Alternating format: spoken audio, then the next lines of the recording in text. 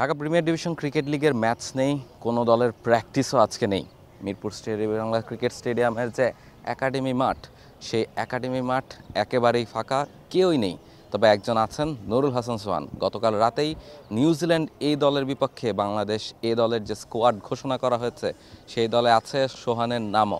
যদিও Bangladesh cricket board এখন পর্যন্ত কোনো অধিনায়কের নাম ঘোষণা করেনি সেই স্কোয়াডের জন্য, তবে ধারণা করা হচ্ছে নুরুল হাসান সোহান হতে পারেন সেই অধিনায়ক। সে যাই হোক, সেই সিরিজের প্রস্তুতির জন্য অলরেডি মিরপুরে অনুশীলন শুরু করে দিয়েছেন নুরুল হাসান সোহান। আজকে সকাল থেকে প্রায় ঘন্টা দুয়েক ব্যাটিং করার পর একটু আগেই তিনি মাঠ থেকে বেরিয়ে গেলেন। এরপরে রানিং বা জিম সেশনও কিন্তু তিনি করবেন।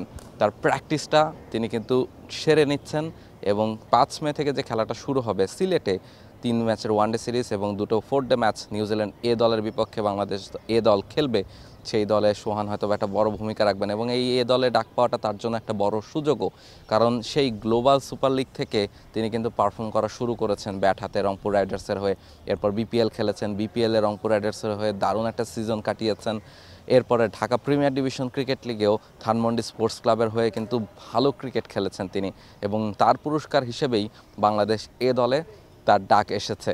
এবং এখানেও যদি ভালো পারফর্ম করতে পারেন, হয়তোবা পরবর্তীতে জাতীয় দলের দরজাও তার জন্য খুলে যেতে পারে। একজন উইকেট কিপার ব্যাটার কিন্তু বাংলাদেশ ওয়ানডে দলেও প্রয়োজন এবং মিডল অর্ডারে যে ব্যাটারদের একটা ক্রাইসিস হয়েছে, মুশফিক এবং রিয়াদ অবসর নেওয়ার পরেও সেই জায়গাও কিন্তু এই ধরনের মিডল অর্ডার ব্যাটার বাংলাদেশ দল খুঁজছে। ফলে তিনি যদি সেখানে প্রমাণ করতে পারেন, হয়তোবা তার জন্য সামনে আরও বড় সুযোগ আসতে পারে। সেটা হয়তোবা নুরুল হাসান সোহানও জানেন।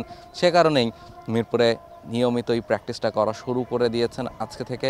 এবং এই যে এ দল নিউজিল্যান্ড এ দলের বিপক্ষে খেলবে, সেই জায়গায় কিন্তু শুধু সোহানই নয়, আরও কয়েকজন ন্যাশনাল টিমের তারকা ক্রিকেটার রয়েছেন। মুস্তাফিজ এই দলটায় রয়েছেন, শরীফুল ইসলাম এই দলটায় রয়েছেন।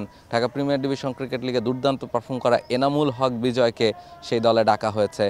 প্রাইম ব্যাংকের হয়ে খেলা নাইম শেখ, তিনিও ওপেনিংয়ে দারুণ পারফর্ম করেছেন, তাকে এই দলটায় ডাকা হয়েছে। পারভেজ হোসেন ইমন আছেন, নাইম হাসান আছেন, তানভীর ইসলাম আছেন। সব মিলিয়ে বেশ স্ট্রং একটা দল কিন্তু করা হয়েছে। এছাড়া পেস ডিপার্টমেন্টে এবাদতকে অনেকদিন পরে আবার ডাকা হয়েছে বাংলাদেশ এ দলের এই সিরিজটাতে। ফলে সব মিলিয়ে শক্তিশালী দল কিন্তু বাংলাদেশ এ দল হিসেবে গড়া হয়েছে, যেহেতু নিউজিল্যান্ড এ দলের বিপক্ষে খেলা এবং সেই জায়গাটাতে বাংলাদেশ ক্রিকেট টিমের জন্য যেন কয়েকজন ক্রিকেটার রেডি থাকে, কে কেমন টাচে আছে, কে কেমন ফর্মে আছে, সেটা বিসিবি একটু দেখতে চায় নজর করে। সে কারণেই কিন্তু এই শক্তিশালী দলটা গড়া হয়েছে এবং সেই দলের ক্যাপ্টেন কে হবে তা নিয়ে এখনও একটা প্রশ্ন রয়েছে। স্কোয়াড ঘোষণা করলেও ক্যাপ্টেনটা ঘোষণা করা হয়নি, তবে সেই ক্যাপ্টেনটা নিশ্চয়ই খুব দ্রুতই ঘোষণা করা হবে এবং বাংলাদেশ এ দল খুব দ্রুতই সিলেটে চলে যাবে। সেখানে প্রথম 3টা ওয়ানডে ম্যাচ এবং প্রথম ফার্স্ট 4-ডে ম্যাচটা খেলবে। এরপর আবার মিরপুরে ফিরে সেকেন্ড 4-ডে ম্যাচটা বাংলাদেশ এ দল খেলবে।